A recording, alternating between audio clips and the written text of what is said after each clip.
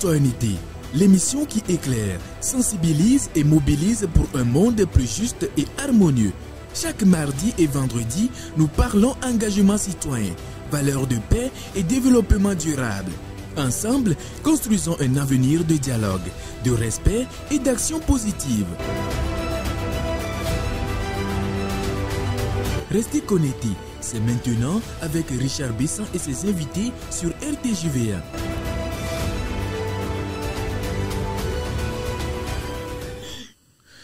La paix, nous y sommes. C'est mon affaire, c'est ton affaire, mais aussi c'est notre affaire.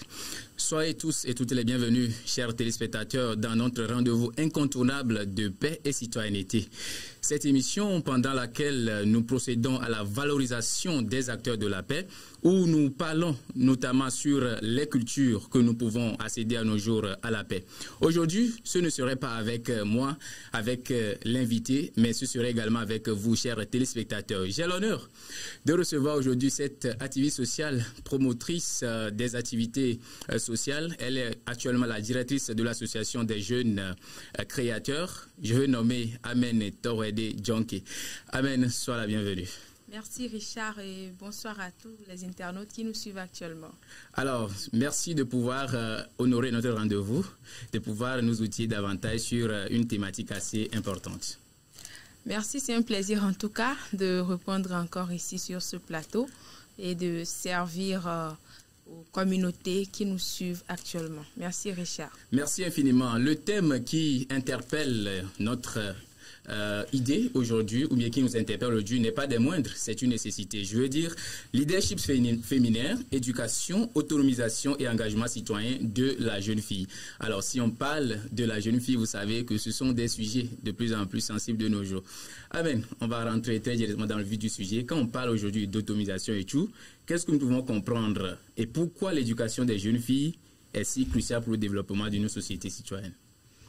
Alors, merci beaucoup Richard pour m'avoir invité sur ce plateau. Ouais. Et merci également pour l'opportunité qui m'est offerte à travers votre télévision et votre émission et Citoyenneté et Paix. Voilà. Merci beaucoup. Alors, pour la question, je dirais naturellement que l'éducation et l'autonomisation de la jeune fille est un moteur de développement pour un pays. Un moteur en quoi précisément? Nous tous, nous savons que l'éducation de la jeune fille, éduquer une femme, c'est éduquer toute une génération. Et avoir une femme ou des filles autonomes dans un pays, ça promouvoit déjà l'économie et ça remonte encore plus l'indépendance financière des communautés de ce pays. Alors, merci beaucoup. Vous avez touché un point très essentiel pour moi. Vous avez dit qu'éduquer une fille, c'est éduquer toute une génération. Exactement. Là, ça tourne déjà à ma sensibilité. Qu'est-ce qu'on peut comprendre réellement? Alors, vous savez, aujourd'hui, nous sommes au 21e siècle, oui. Mais ça n'empêche que certaines communautés pensent toujours que oui. L'éducation de la jeune fille est inutile et que la place de la jeune fille est toujours au foyer. C'est une triste réalité, mais il va falloir vraiment qu'on comprenne que lorsque la jeune fille est éduquée, elle fera de telle sorte que les générations à venir aient de meilleure éducation, plus que cette génération actuelle. Oui. Et ça permet également l'ouverture d'esprit sur d'autres opportunités pour ces enfants de la génération à venir. Alors, je crois que c'est beaucoup plus intéressant. Alors, si vous parlez déjà de ces initiatives qui doivent être mises en place pour accompagner les jeunes filles ou bien ces créneaux qui doivent être disponibles, ça voudra dire que vous rencontrerez évidemment des difficultés, je veux dire des défis. Alors, quels sont aujourd'hui ces défis-là que ces jeunes filles-là rencontrent aujourd'hui pour accéder à une éducation de qualité? D'accord. Merci déjà pour cette question. Et je dirais que les défis sont énormes. Et nous avons les défis tels que la discrimination des jeunes filles à l'école. Nous avons également les défis migratoires. Nous avons également des défis tels que l'handicap qui permettent à d'autres enfants ou à d'autres jeunes de mettre à l'écart carrément ces personnes qui sont nées avec un handicap ou qui sont en situation du handicap. Il y a plusieurs défis. Il y a également les défis de la race. Je peux parler des albinos déjà, même si nous n'avons pas trop cette visibilité de discrimination raciale au Togo. Je pense qu'il y en a quand même dans des communautés, juste que ça ne nous concerne pas tout de suite là. Mais lorsque vous sortez de chez vous, vous verrez qu'il y a vraiment ce que nous appelons la discrimination raciale qui existe à l'intérieur du pays et au sein de d'autres communautés. Ça existe en tout cas. Alors, si nous parlons de discrimination raciale, est-ce que on veut dire que ce sont les jeunes filles qui sont plus touchées aujourd'hui dans nos sociétés? Ou bien, ça dit, vous avez touché les albinos et tout ça là. N'y a-t-il pas aussi des hommes ou bien voilà, qui... Voilà. Alors, vous savez, dans notre génération, en tout cas, même depuis les temps passés, la femme est toujours la plus vulnérable dans toutes les situations. Ça, il faut le reconnaître. C'est aujourd'hui, grâce aux activités, grâce aux sensibilisations, grâce aux forums, grâce aux initiatives des institutions, des organisations de la société civile, de jeunes et d'enfants, que plusieurs jeunes filles arrivent à s'imposer de nos jours. Sinon, naturellement, la femme est toujours celle qui a été la plus vulnérable. Elle est toujours mise à côté. Elle a été toujours ridiculisée. Ouais, je ne vous coupe pas la parole, bien sûr. Et si vous me dites que la femme a été toujours mise de côté et tout, vous êtes en train de toucher ce côté de discrimination alors. C'est-à-dire que la femme a été depuis discriminée. Est-ce que ce n'est pas une reconnaissance aussi envers vraiment ces femmes-là pour dire que vraiment on ne doit pas les confier certains types de tâches ou bien d'événements et tout. Voilà. Et ce n'est pas ça aussi quelque part? Moi, je dirais que ce n'est pas une reconnaissance de valeur, mais c'est plutôt, comment je peux le dire, une façon de rabaisser cette dernière-là. C'est une façon de rabaisser cette dernière en quoi faisant. Lorsque vous dites que c'est une reconnaissance en ne voulant pas, autant pour moi, donner certaines responsabilités à la femme, en effet, c'est juste pour lui dire qu'elle est incapable d'assurer une certaine tâche ou une certaine responsabilité. Et moi, je dis que ce n'est pas une reconnaissance, c'est plutôt dire à la femme qu'elle est faible, c'est plutôt lui dire qu'elle n'a pas de valeur, c'est plutôt lui dire qu'elle n'est pas responsable, c'est plutôt lui dire qu'elle ne peut pas assumer certains rôles que l'homme peut assumer. Or, aujourd'hui, nous sommes en train de promouvoir l'égalité. Nous sommes en train de dire que ce que la femme est en train de faire ou ce que l'homme fait, la femme également peut le faire. Et c'est une réalité, en fait, que nous devons accepter. Ça ne voudrait pas dire que l'homme et la femme sont des égaux. Non. C'est deux choses différentes, en fait. L'homme, en tout cas... Est-ce qu'on peut parler plutôt de l'équité? Puisque, à cet effet, quand on dit que, bon, peut-être certaines choses, l'homme le fait naturellement, donc la femme aussi doit le faire. Je vais partir de cet exemple où dans nos sociétés, on prend par exemple, quand il s'agit même des tâches, on dit que les femmes ne doivent pas exercer ce type de tâches, puisque cela va les contraindre et que ce sont les hommes qui doivent faire ça. On considère déjà, ou bien on prône déjà que la force masculine est assez puissante ou bien forte pour pouvoir gérer certains types de tâches. Est-ce que ce n'est pas une façon de reconnaître la femme, qu'elle a une valeur, mais on ne veut pas la déranger aussi, dans certains cas. Alors, Richard, comme je venais de le dire, ce n'est pas une reconnaissance de valeur. En fait. Donc, tout ce qu'on faisait, l'optique, c'est de pouvoir rabaisser la femme. C'est de pouvoir Indirectement, selon les cultures africaines, c'est dire à la femme qu'elle n'a pas sa place dans la société. Et c'est ce que nous nous disons, non, ce n'est pas possible, ce n'est pas normal. La femme, elle a également sa place dans la société. Hormis les tâches qu'elle doit faire à la maison, mis à part sa responsabilité au foyer, elle a également son mot à dire dans la société. Et ça, c'est normal. C'est normal. Ok, revenons-en maintenant dans le milieu scolaire et tout. Et quels sont, ou bien quels peuvent être les espaces de leadership pour les jeunes filles aujourd'hui en milieu scolaire? Alors, cette question, elle vient vraiment à point nommé parce qu'aujourd'hui, il y a beaucoup d'initiatives et que prennent les organisations de la société civile et les organisations d'enfants et de jeunes dans les établissements. Alors, je vais les nommer les activités extrascolaires. Et à travers ces activités extrascolaires, nous avons les clubs qui permettent à tous les jeunes de s'instruire autrement après les cours. Donc, parmi ces clubs-là, nous avons les clubs de santé, nous avons les clubs d'environnement et d'hygiène, nous avons les clubs de scoutisme, nous avons la Croix-Rouge, nous avons les clubs d'anglais, les clubs d'allemand, de français. Et tous ces cadres-là, en effet, ne sont pas nés au hasard. C'est des cadres qui permettent aux élèves de s'auto-former, de s'éduquer autrement, à part ou bien sans la présence des professeurs. Ça permet également à ces élèves, à ces jeunes garçons, à ces jeunes filles de s'entraider, de tisser vraiment un lien de solidarité entre eux et de pouvoir nouer de bonnes relations déjà sur les bancs. Comme on nous le disait déjà à l'école, les bonnes relations se tissent sur les bancs. Voilà. Donc, ces cadres-là, ça permet vraiment aux élèves de développer leur talent, de s'exprimer, de s'affirmer, de s'imposer à travers ce qu'ils connaissent. Et n'empêche, ces cadres permettent également de s'échanger les idées, de s'évader, de se former autrement. À travers des lectures, à travers des débats, à travers des scénarios, à travers des exclusions, des exclusions instructives, pas forcément de la fête.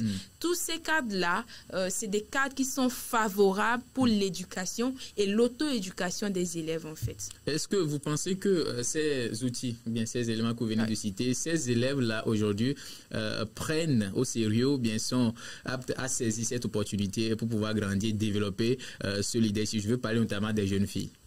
OK.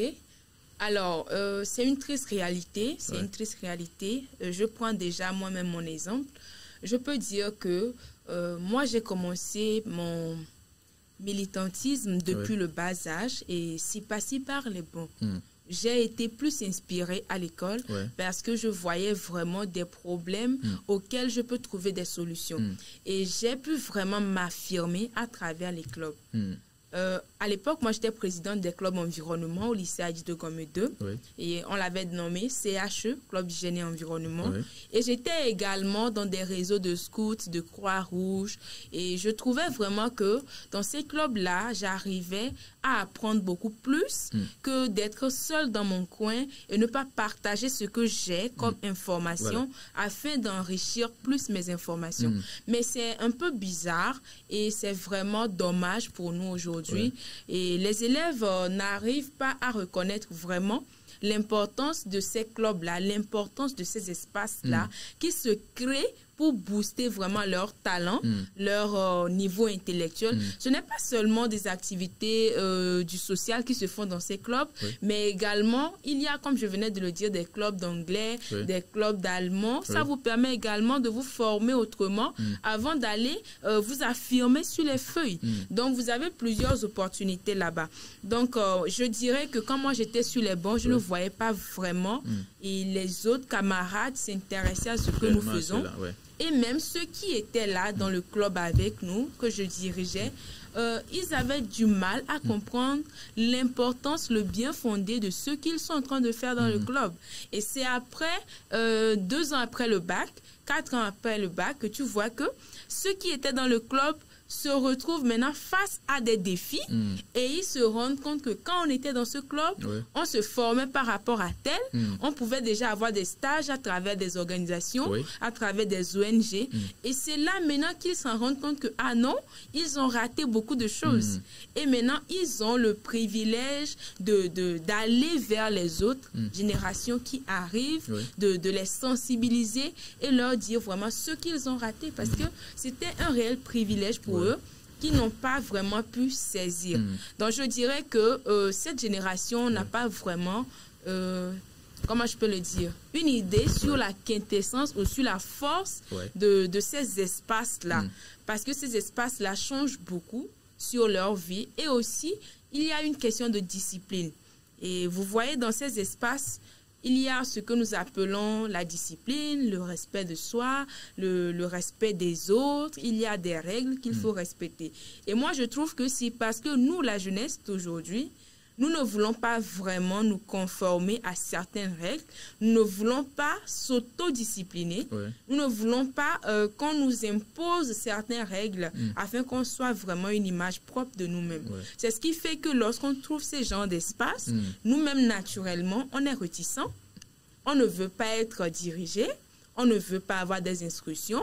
On veut tout de suite avoir du succès dans ce que nous entamons parce que il y a aussi ce côté qui est que dans ces clubs, vous n'avez pas forcément, comment je peux le dire, des ressources financières pour vraiment encourager ceux qui font partie de ce club. Donc, il faut noter que les activités que vous feriez, que ce soit dans le domaine de la formation des élèves, que ce soit pour l'engagement citoyen, que ce soit pour la propriété de l'établissement, vous n'avez pas de fonds à la base. Vous n'avez pas de fonds et tout ce que vous faites, c'est sur fonds propres. Vous demandez aux élèves, bon, moi, on veut faire ceci, ça, c'est des trucs que vous faites entre vous, mais les gens ne sont pas prêts à sacrifier leurs fonds. Énergie et voilà, tout ça, là. En énergie, en temps. Non, ils ne sont pas prêts pour ça. Alors, est-ce que ce n'est pas aussi quelquefois, aujourd'hui, il y a plusieurs informations qui pullulent et la médiocrité est devenue maintenant le socle de plusieurs sociétés. Alors, est-ce que ce n'est pas aussi ces multiples informations qui influencent la décision au sein de ces jeunes filles-là, de comprendre la portée des choses? Et si pour évoluer et pour dire que, est-ce que le cadre est réellement réservé pour ces jeunes-là pour pouvoir s'exprimer et développer leur leadership, clairement? Alors, je réponds déjà à la toute dernière question. Je dirais que oui, ces cadres-là sont réservés aux jeunes filles, aux jeunes hommes, aux enfants, de s'exprimer, de s'affirmer, de s'imposer dans la société. Parce que là, je peux donner l'exemple de plusieurs organisations de jeunes, d'enfants, qui sont en train de faire tout pour que les jeunes trouvent vraiment, comment je peux le dire, qui se sentent vraiment au milieu des décisions qui se prennent. Je ne sais pas si on se comprend. Ça, il y a plusieurs organisations. Il faut déjà encourager, féliciter, ça, être reconnaissant parce que il n'y en avait pas. Peut-être qu'il y en avait, mais ça n'abonde pas comme aujourd'hui. Aujourd'hui, il y a plusieurs organisations qui le font. Je peux déjà citer, en tout cas, comme je venais de le dire, je suis la présidente de l'association des jeunes créateurs. Déjà, dans notre association, nous faisons l'effort pour que tout le monde puisse se retrouver dans tout ce que nous faisons. Nous parlons déjà de l'inclusion. Nous avons Plan International Togo qui fait vraiment assez d'efforts et que nous devons déjà louer parce que il fait des efforts pour encourager les jeunes, pour les permettre d'avoir leur espace, pour leur permettre de pouvoir s'affirmer, de se former également. Nous avons la TBF, l'Association togolaise pour le bien-être familial, où je suis la secrétaire générale du mouvement Action des jeunes actuellement au Togo. Donc ces organisations-là mettent à leur sein ou au centre de leur fonctionnement la jeunesse. Ces organisations mettent à leur centre la jeunesse. Donc, il faut vraiment dire qu'il y a des organisations qui sont maintenant disponibles pour accompagner la jeunesse. Donc, et surtout les jeunes filles, en l'occurrence, plusieurs sont ces organisations. Il y a IAO d'Elisabeth Apampa qui ne cesse de résonner tous les jours. Il y a ces programmes-là. Il y a l'OIF qui encourage. Il y a l'UNFPI également. Je pense que c'est une belle opportunité. Qui accompagne des gens. Je pense que c'est une belle opportunité de pouvoir revivre cette émission et de saisir déjà ces occasions qui se citent parce que ce n'est pas tous les temps. L'information, la bonne information, surtout, ça coûte cher. Et si nous l'avons gratuitement comme ça, je pense que c'est à encourager. Merci, Béatrice, pour ces éléments de réponse que vous nous donnez. Ça nous aide davantage. Alors, nous allons nous intéresser à un sujet très crucial, l'autonomisation. Là, c'est un sujet qui fait, je veux dire, assez de polémique aujourd'hui. Et plusieurs idéologies tournent déjà autour de ce sujet. Quand on parle déjà de renforcer, quels sont les leviers pour renforcer l'autonomie économique et sociale des filles aujourd'hui? Parlant de l'autonomie des filles économiques et sociales, les leviers, je peux déjà parler de l'éducation. L'éducation, qui est un moteur en fait pour l'autonomisation parce que peu importe le talent que vous avez, si vous ne fréquentez pas, vous n'avez pas l'ouverture d'esprit pour vraiment accompagner ou pour vraiment innover dans ce que vous faites ou ce que vous entreprenez en tant que talent. Ça, c'est très important. Vous avez l'éducation. Et mis à part cela, vous avez la formation. L'éducation, c'est l'école. La formation, c'est ce que vous faites pour vous construire vous-même, que ce soit en développement personnel, que ce soit le soin de votre image. Oui. Le soin de votre image également est très important pour construire votre autonomisation. Oui. Parce que je peux dire que aujourd'hui, il n'y a pas seulement votre potentiel intellectuel qui joue, il n'y a pas seulement votre talent, mais il y a également l'image que vous avez dans la société, voilà, qui joue également pour votre autonomisation. Pour ce qu'on dit, est-ce que ça rejoint en quelque sorte le personal branding, comme on a l'habitude de le dire? Exactement. Okay. Exactement. Je peux dire le week-end passé, ouais, soit hier, j'étais à une formation organisée par le Youth Panel Lomé, ouais, et qui est en partenariat avec Plan International Togo. C'était une formation assez enrichissante en tout cas. Je jette déjà un coucou ou des fleurs, ouais, à Didier Kissodé, ouais, qui avait vraiment entretenu les jeunes filles et les jeunes garçons sur cette thématique, c'était le web activisme. Ouais. Okay. Donc c'est pour dire que pour avoir une autonomisation de nos jours, mis à part votre éducation à l'école, il faut avoir aussi une formation en développement personnel. Il faut avoir également des outils nécessaires pour s'adapter à la nouvelle technologie de ce jour. Ouais. Parce que nous avons l'intelligence artificielle qui fait vraiment de la rage. Donc, il faut que nous nous adaptons. Il faut que nous actualisons nos connaissances, oui, au fur et à mesure, comme Seydou Badian l'avait dit. Voilà. Le temps change et nous devons vivre avec le temps. Voilà. C'est très important. Donc, mis à part cela, on dit également que nous sommes à l'ère de l'innovation, oui, de l'excellence. Donc, nous ne devons pas attendre forcément le diplôme que nous avons pour manger. Nous ne devons pas attendre forcément le diplôme que nous avons pour manger. Là, nous allons parler de l'entrepreneuriat, l'innovation dans l'entrepreneuriat. Je pense que c'est les piliers, les moteurs, ouais, les meneurs de jeu, ouais, pour avoir une autonomisation, que ce soit financière ou quel que soit le plan, ouais, c'est vraiment des meneurs de jeu. Intéressant. Alors, vous avez touché un point très crucial, le développement personnel. Oui. N'y a-t-il pas aujourd'hui, à gauche, on entend développement personnel, à droite, développement personnel, et vous montez un peu, on vous dit développement personnel. Est-ce que ce n'est pas en quelque sorte de ce type de développement personnel qui pullule, qui empêche aussi des gens de voir la portée parce qu'ils ne voient pas les résultats très tôt, donc se découragent et ne savent pas réellement là où il faut se cultiver? Eh bien, vous avez cité quelques organisations, mais cela en reste. Est-ce que ce n'est pas aussi ça? Quand on parle de développement personnel, qu'est-ce qu'un jeune, notamment les jeunes filles, doivent comprendre aujourd'hui? Quand on parle de développement personnel, je dois avoir telle clé, tel élément pour savoir que je suis au bon endroit. Ok. Alors, merci. Je ne sais pas si je suis la voix la plus autorisée, ouais, à dire cela, ouais, mais il y a beaucoup d'aînés déjà, ouais, qui en parlent et je pense que je vais juste prêter, ouais, les mots de nos aînés, voilà, pour en parler ici. Voilà. Alors, vous savez, en termes de développement personnel, moi, je dirais que il y a des formations à suivre, mais vous savez, parfois, vous n'avez pas les moyens d'aller suivre une formation en, oui, développement personnel. Et nous avons tous aujourd'hui des Android, oui, nous avons des iPhones, nous, oui, avons des Samsung. Pourquoi ne pas aller checker qu'est-ce qu'on appelle développement personnel? En tout cas, en ma connaissance, je pense que le développement personnel, c'est travailler sur soi. Voilà. C'est s'auto-former soi-même, c'est s'adapter d'une façon à sa société, de savoir comment, ouais, se tenir dans une société, de savoir comment s'y prendre dans ses relations, de savoir comment gagner son autonomie financière également, voilà, sans pour autant abuser ou sans pour autant attendre forcément un résultat dans de brefs délais. Ça, c'est très important. Ouais. Il faut le processus. Voilà, il faut un processus. Le développement personnel, ça renferme beaucoup de choses en fait. J'en ai déjà cité.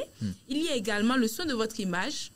Il y a beaucoup de choses dans le, ouais, développement personnel. Il y a votre mindset également qui compte dans votre développement personnel. Votre façon de réfléchir, votre façon de poser des actions, votre façon de, comment je peux le dire, de vous associer à d'autres personnes, votre façon de considérer les gens.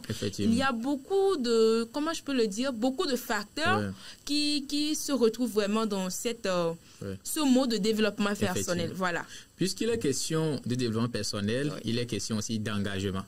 Oui. Alors, pour aider, je veux dire encourager ces jeunes filles-là aujourd'hui à s'intéresser beaucoup plus aux initiatives communautaires et tout, quels peuvent être les piliers aujourd'hui pour accompagner ces jeunes-là, puisque on dit souvent Miagwa Glona Benanka Amgaho ne Nania elle kpɔ nutsɔwu ɖevi ne lia atidzi alo ɖevi te lia le agba atidzi tsa ame nu nanyi teƒe ɖeka le kpɔ nutsɔwu egɔme yi bena amewo ne le développement personnel ma amewo ne le initiative mea wonya nuku ɖe ŋuti vɔ wonya leke miate zɔ azɔlia ɖo wonya ke nyɔnuvi woate zɔ azɔlia ɖo alo leke woate kpe leke ɖeviwo ŋuti ye gbea fifi dzia woate nya be mia fofo mia dada wa me le vɔe dzi ne nyuie kpo dzi ne et wa atele leke pa dzɔ ŋuti je veux dire s'atteler davantage aux initiatives communautaires.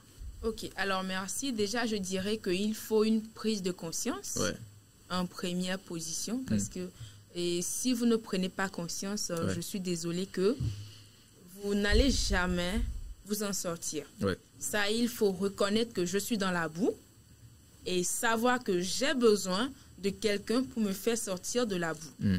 Alors, je vais parler des relations, de nos fréquentations, de notre environnement.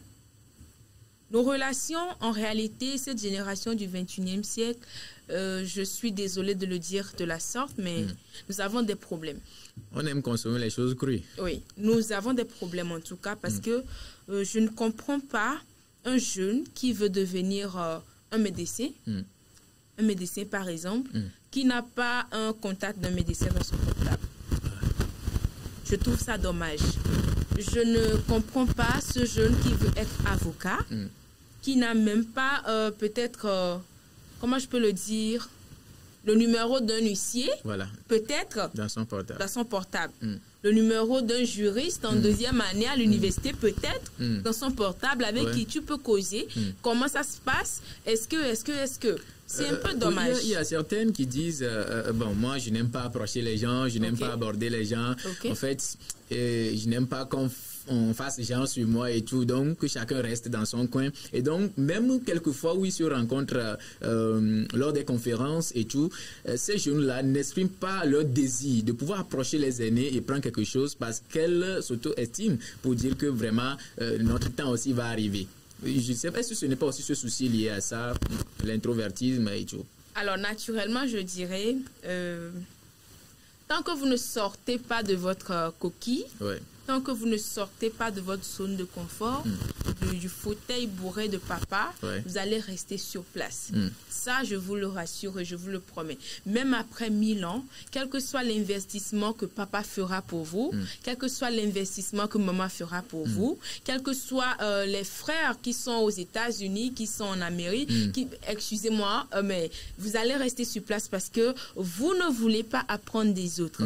Vous ne voulez pas apprendre des autres. Alors, la question de base était de savoir quelles sont les relations ou comment est-ce que nous pouvons nous en sortir et avoir des modèles, c'est ça? Effectivement. C'est ça. Alors, si je reviens à cette question-là, aujourd'hui, on parle de mentor, on parle de coaching, on parle de formateur, on parle de, comment je peux le dire, de chargé d'engagement des jeunes. Il y a plusieurs titres, il y a plusieurs personnes aujourd'hui qui sont disponibles, qui sont payées pour accompagner les jeunes.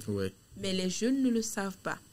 Le manque d'information, ça, il est capital pour cette génération du 21e siècle. Il est très capital. Et surtout pour avoir la bonne information, il faut sortir de son cadre. Voilà.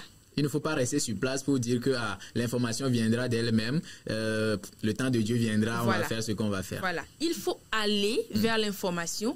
Il ne faut pas attendre l'information. Il faut chercher à s'informer. Et pour avoir la bonne information, il faut avoir de bonnes relations. Il faut être dans un bon environnement. Si vous n'avez pas de belles relations, vous n'avez pas de bonnes relations, vous n'êtes pas dans un bon environnement, je suis désolée, vous n'aurez jamais la bonne version des informations. Alors, oui, dites-moi. Alors, vous êtes en train de parler de bonnes relations. L'une des choses, c'est aussi quelquefois d'avoir des relations, mais l'autre chose aussi, c'est d'arriver à les entretenir. Aujourd'hui, je crois que plusieurs personnes n'ont pas si tard ou bien l'habitude de pouvoir entretenir une relation. Pour pouvoir profiter d'une relation plus tard, je pense, c'est peut-être un ajout, il faut prendre les initiatives nécessaires pour entretenir ces relations-là. Je pense que ce que vous aviez l'habitude de faire dans vos séances de développement personnel. Et si cela rejoint effectivement cela, est-ce que vous pouvez nous étayer quelque chose à cet effet? Alors, par rapport à ça, je dirais que pour entretenir une relation, je n'en sais pas grand chose. Je le dis ouvertement, je n'en sais pas grand chose. Mais ce que je sais, une relation de bonne base n'est pas sur les finances. Merci beaucoup. Une relation qui va avancer, qui aura 1000 ans sans avoir une faille, ne se base pas sur les finances. Tant que vous basez vos relations sur les finances, vous n'aurez finalement personne. Vous n'aurez finalement plus de relations. Parce que en relation, c'est du donnant-donnant. Il ne faut pas forcément attendre que ton vis-à-vis t'aide financièrement pour que tu saches que c'est une bonne relation. Moi, je dis souvent, le soutien n'est pas forcément financier. Il peut être moral, il peut être sous plusieurs autres formes qui ont plus de valeur que l'argent. Oui, effectivement. C'est ce que j'expliquais évidemment à quelqu'un la dernière fois, que j'étais allé à Sokodé et pour un service que j'aurais rendu à quelqu'un autrefois, on me donne un hôtel gratuitement pour mon hébergement et tout. Donc, je me dis, si je devais normalement payer cet hôtel-là par jour, on devait me prélever 20 000 francs par jour. J'ai fait plus de 3 jours là-bas. Imaginez. Voilà. Vous voyez un peu. Donc, c'est pour donner un exemple par rapport à votre développement. Super. Alors, je disais tantôt que les bonnes relations, on ne reconnaît pas une bonne relation par, comment je peux le dire, le soutien financier. Donc, il faut déjà que nous, les jeunes, nous rayons cela de la tête. Avoir une relation, c'est avoir du soutien d'une personne, c'est avoir des orientations d'une personne, c'est bénéficier du réseau, avant tout, de cette personne. Parce que cette personne-là n'est pas forcément obligée de te donner des millions en cash and carry, mais te faire bénéficier ou te faire profiter de son réseau dépasse des millions pour toi. Effectivement. Alors, si moi je prends mon exemple, je dirais que j'ai une fois été animatrice sur un événement à l'université de Lomé. C'était un événement chrétien. Et vous savez, à la base, je me suis portée volontaire naturellement puisque j'ai vu l'affiche, le visuel et j'étais intéressée par la thématique. Je me suis dit, ça, il faut que je fasse l'animation de cet événement. Mais je ne savais vraiment pas qui organise. Les rouages et tout, qui contacter pour que je sois animatrice le jour-là. Je me suis dit, bon, j'écris au numéro qui s'affiche sur le visuel. Je m'en fous de ce qui va se passer. Là, j'ai écrit. Lorsque j'ai écrit, je vois que c'est un numéro que je connais déjà.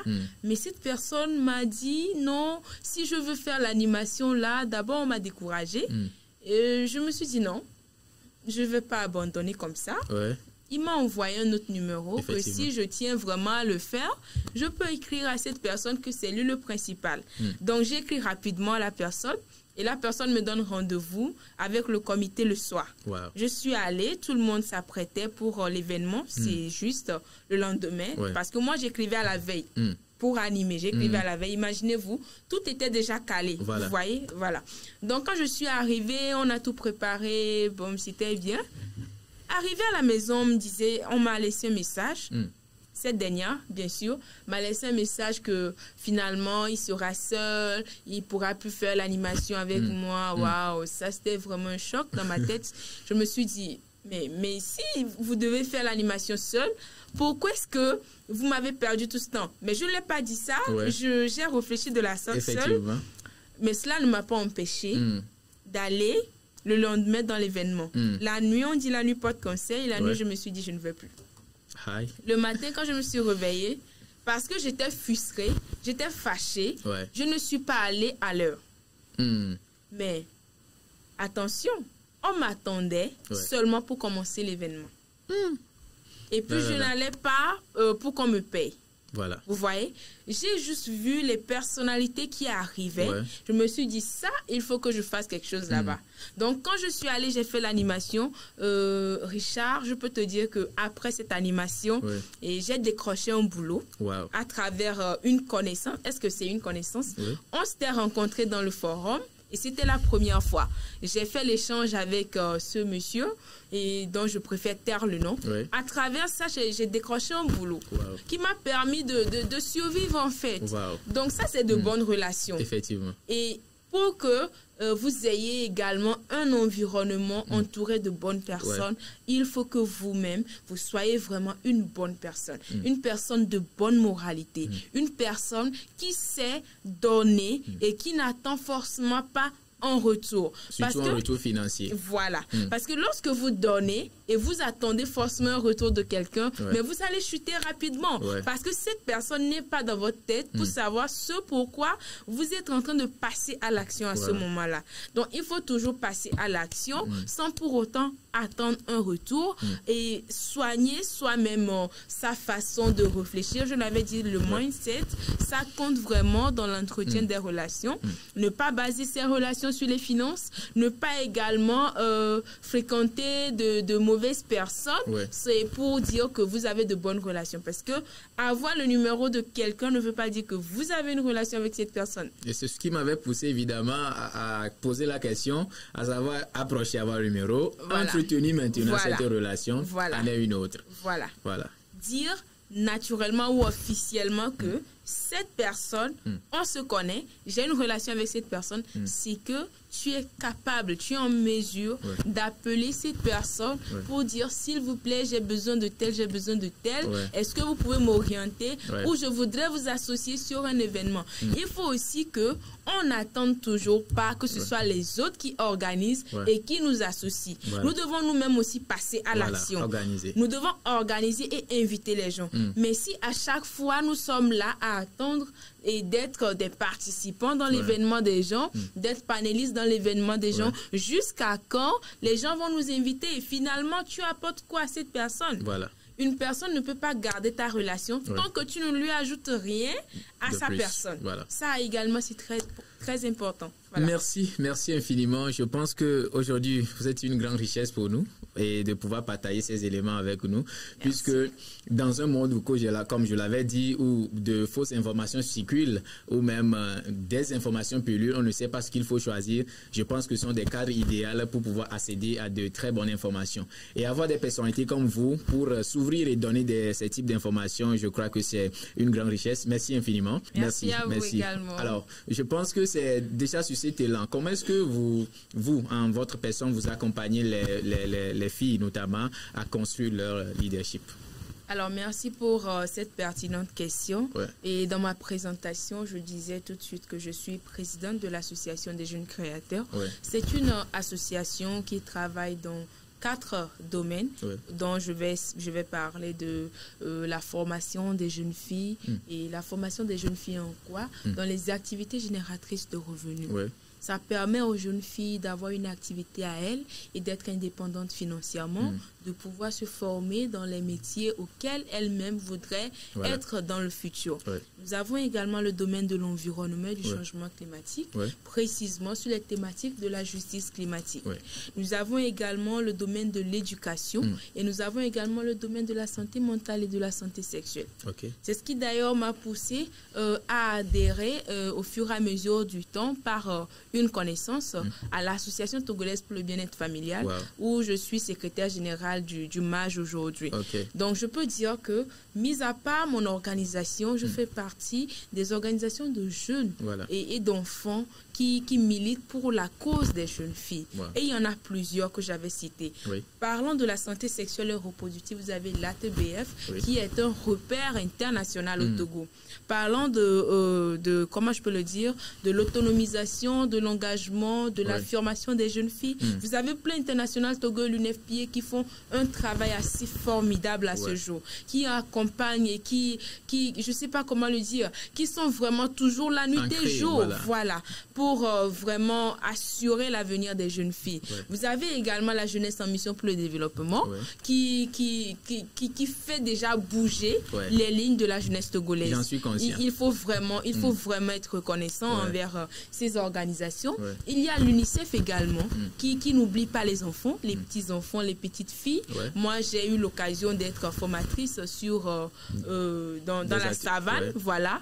Et c'était dans le cadre de protéger, d'encourager les déplacés de la savane. Donc, il y a plusieurs institutions qui travaillent dans ça et avec qui, en tout cas, à titre personnel, je collabore. Voilà. Donc, à travers eux, j'arrive à véhiculer des messages de sensibilisation, de campagne digitale pour permettre à ceux qui m'entourent d'avoir de la bonne information. Et mis à part cela, j'ai également, comment je peux le dire, cette facilité de prendre contact avec des personnes qui m'approchent dans certains forums, dans certains ateliers. J'ai vraiment cette flexibilité-là de les approcher, de les parler de ces organisations. Est-ce que tu connais par exemple le MAJ Togo? Est-ce que tu ne peux pas adhérer? Ça te fera du bien, ça te permet d'apprendre sur la santé sexuelle et reproductive, ça te permet toi-même d'avoir des informations que tu n'avais pas. Et j'ai également l'habitude de faire des réunions meetings sur Zoom, sur et Google Meet également, avec d'autres pays. Et j'invite des experts qui vraiment ne ménagent aucun effort à être disponibles pour partager de la bonne information. Il y en a plein d'actions que nous faisons à travers des petites initiatives, des salubrités de quartier. Nous avons également collaboré avec la commune du Golfe 2, avec M. Thierry Baraki, en tout cas, que je suis fière de citer aujourd'hui, directeur de la mairie. Nous avons collaboré avec eux, nous continuons de collaborer avec eux pour encourager les femmes et les jeunes filles de la commune du Golfe 2. Merci beaucoup, merci infiniment pour ces outils. J'ose croire que si on est une bonne personne et si on aime les bonnes informations, c'est l'heure, c'est le moment de pouvoir les saisir. Merci infiniment. Alors, si vous avez un message de temps pour moi à adresser spécialement aux jeunes filles, quel serait ce message? Chères jeunes filles, le message le plus important pour moi ce soir, levons-nous, n'attendons personne, parlons, affirmons-nous, imposons-nous et passons vraiment à l'action. Évitons de rester cachés derrière le rideau. Le micro du 21e siècle nous appartient. En tout cas, nous comptons sur vous et nous savons que vous assurez vraiment la génération à venir. Alors, merci infiniment. Je vais profiter déjà pour prendre un mot de fin de chez vous pour pouvoir finir avec cette émission. Alors, mon mot de fin sera juste merci. Merci Richard. Merci également à l'émission Paix et Citoyenneté de m'avoir accordé cette opportunité de m'exprimer, de partager mes connaissances avec les internautes qui nous suivent actuellement. Ce fut un réel plaisir pour moi en tant que présidente de l'Association des jeunes créateurs et activistes sociales. Ce fut un réel plaisir pour moi de partager mes informations, de faire cet échange avec vous et je dirais que je serai disponible en tout cas pour accompagner, pour partager des expériences avec des organisations de jeunes qui en ont besoin, de renforcer les capacités des jeunes en matière de santé sexuelle, reproductive, d'accompagner les jeunes sur les activités génératrices de revenus, d'accompagner également les jeunes sur la formation sur le changement climatique, quel que soit le besoin qui se fera sentir. Vous pouvez toutefois me rejoindre sur le 93, le 15 51 36, le 93 15 51 36. Je suis Amen Torede Djonké, présidente de l'Association des jeunes créateurs activistes sociales et je suis très flexible pour échanger avec tout le monde, sans tabou et sans barrière. Je vous remercie. Merci beaucoup. Vraiment, nous sommes très heureux. Je suis très heureux, très content de pouvoir vous recevoir aujourd'hui et de pouvoir accéder aussi à certaines informations. Amen Torede Djonké, merci d'être passé. Aujourd'hui, nous avons parlé de leadership féminin, d'éducation, d'autonomisation et engagement citoyen de la jeune fille. Un sujet que nous avons étayé au cours de notre discussion. Et pour ceux qui n'ont pas pu suivre cette émission, nous sommes disponibles sur nos différentes plateformes. Veuillez par la suite cliquer et suivre cette émission en entièreté. Merci de rester avec nous, de pouvoir soutenir toujours les initiatives de paix et citoyenneté, de l'éducation. Merci infiniment. Rendez-vous la prochaine fois pour une nouvelle émission. À très bientôt.